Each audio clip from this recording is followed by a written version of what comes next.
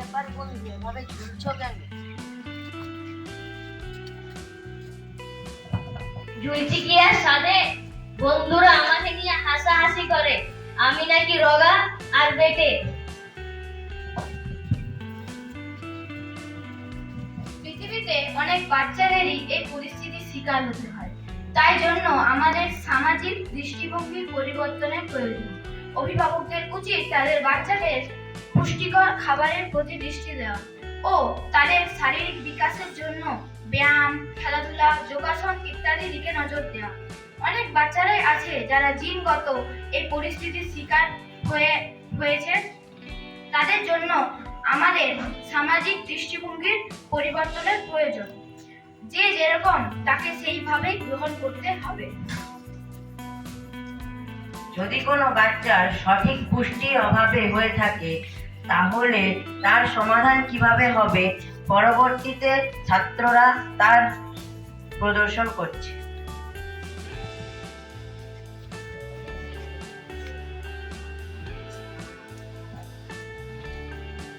আমি হলাম পেয়ারা, আমার রং সবুজ, আমার মধ্যে আমাকে বর্ষাকালে পাওয়া যায়। আমার মধ্যে ভিটামিন সি, এ, ই এবং পটাশিয়াম আছে।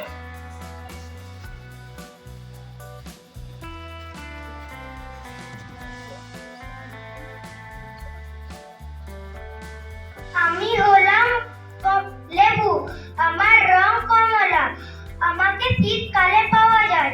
আমার মধ্যে ভিটামিন সি, আয়রন ও পটাশিয়াম থাকে।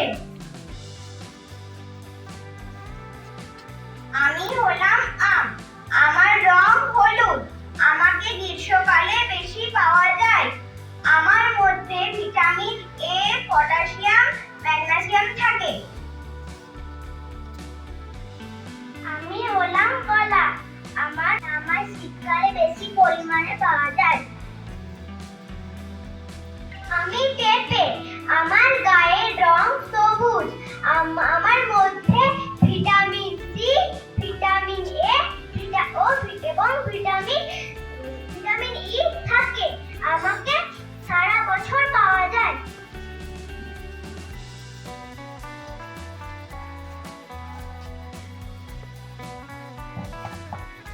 আমরা সবাই সঠিক পুষ্টি, শারীরিক পরিশ্রম, খেলাধুলা ও সুস্বাস্থ্যকর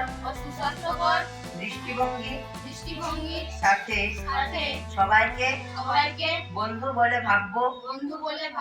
কাউকে ছোট করব না, একসাথে বড় হব এবং একসাথে এগিয়ে চলবো। ধন্যবাদ।